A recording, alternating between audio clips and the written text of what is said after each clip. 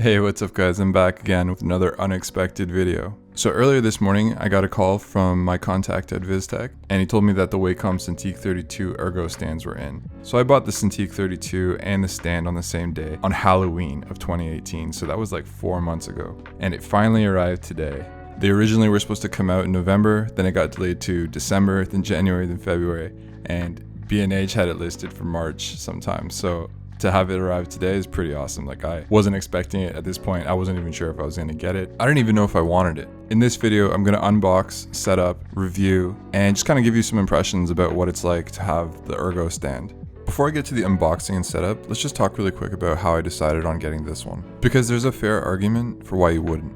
One of the main hesitations was the alternative of the Ergotron arm, also by Wacom. I mean, that thing looks pretty cool. Like, it swivels around, you can move it anywhere, but I had a couple of reservations about that. I'd seen a few videos online and I couldn't help but notice that anytime the user drew on it, it kind of jiggled a little bit, you know, it had that bounce to it. And I just thought that that was gonna really be annoying if it really was that bouncy. Sure, you're gonna free up your desk space and have that freedom to move it around any way you want. Let's be honest, how often are you gonna be swiveling left and right, back and forth, up and down? Like, what are you doing, yoga? I prefer something that's stable and solid and is not gonna move. The other thing was that my desk itself is pretty thin. I have a Jarvis standing desk by Fully, and this particular one, the powder coat, is pretty thin, and even though they claim that it can support a lot of weight, I was kind of reluctant about the Cintiq 32 being supported on a clamp and on an arm, and the Cintiq is extremely heavy. So the Cintiq itself is 30 pounds. The arm is another like 25 pounds. So I contacted customer support at Fully and I asked them like, hey, I'm interested in getting this Ergo arm to support a 32-inch Cintiq, which is like really heavy. Do you think your desk can handle it? And they were really confident. They were like, oh yeah, you know, this can support up to 350 pounds. But I was mainly concerned because, you know, the clamp is going to be on one concentrated point on the desk, reaching over about 30 inches with a 30-pound weight on the end of it. That just seemed like a lot of pressure, and even though they were confident, to the point that the customer service person I was dealing with sent me a picture of her standing on the edge of the desk to back it up.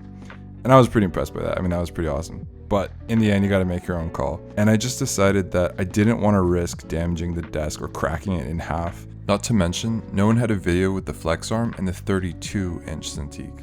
I took a plunge, and despite some of the bad reviews from people that owned the Wacom Ergo Stand for the 24, I just kind of went with this. I think it was my only option. It's either that or I just used the Cintiq as it was, and I really wasn't getting the most out of it by not having a stand. And the main thing, probably the main reason for me to want to get this stand, is so that I can put my keyboard underneath it. That was driving me crazy that I couldn't do that. I was kind of having it off to the side. I don't use the little remote thing. I'm sorry guys. Like, I know you can set your keybinds to everything. You can't keybind an entire keyboard to that little thing. And I'm just not comfortable using it. So I'm way faster on a keyboard. I needed that right in front of me. The box is massive. The box is bigger than the Cintiq itself. The box is bigger than the other one. And let's take a look. Compared to my computer, it takes up an entire desk on its own. So if you're buying this thing by yourself, make sure you get someone to help you. Bring somebody strong with you, because this thing weighs 30 to 33 kg, which is about 70 pounds.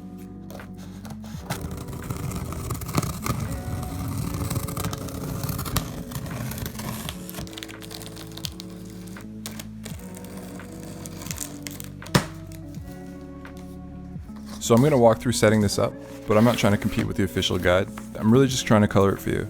I'm just going to point out areas that I kind of struggled with or made mistakes on. So first, you just want to shut down your computer, unplug and disconnect your Cintiq, clean it up, dust it off, because you got to take pride in your tools, man. So I put the instruction guide up on my wall because it actually had a little bit of glue on the back. You can actually just put it up on your wall temporarily as you build the thing for reference. So first I just started with the base. It's obviously the biggest component. It's the heaviest thing. It's the centerpiece, but it's really heavy. So just get ready. So the components are really well built, really solid. And really there's nothing different about this stand from the 24 other than the fact that it's accommodating a larger size Cintiq.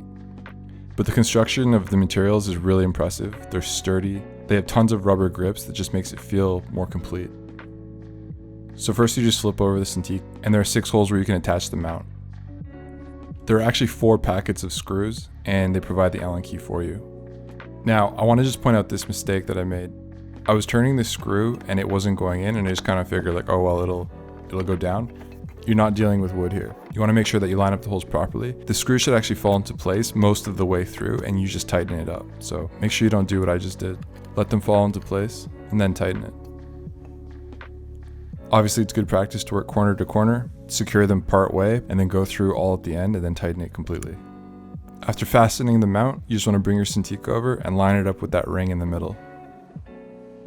I wasn't 100% sure at first where it was supposed to go, but just look at it carefully and you'll see the ridge that it lines up with.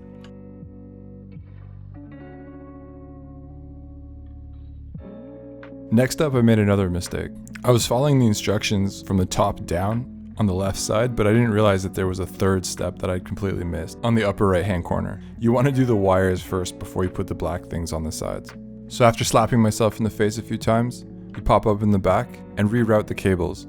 So I had the cables coming up the top hole. Who knew that there was this clever little back door at the bottom for this purpose?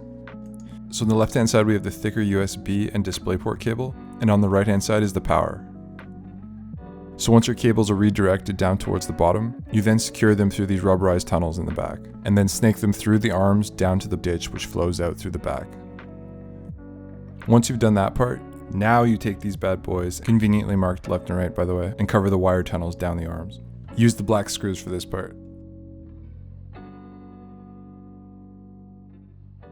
Now we just add the finishing touches. To add the back cover, you just want to line up these 4 pegs with the 4 holes in the back. And use the 4 long screws to secure it. Next we're going to add the wings, so you slide those in and secure it with the 8 small screws.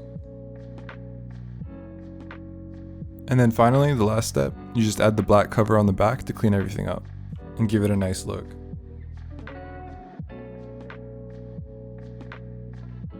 So this center button, when you push it down, unlocks the arms so you can make the Ergo Stand stand up or lean forward.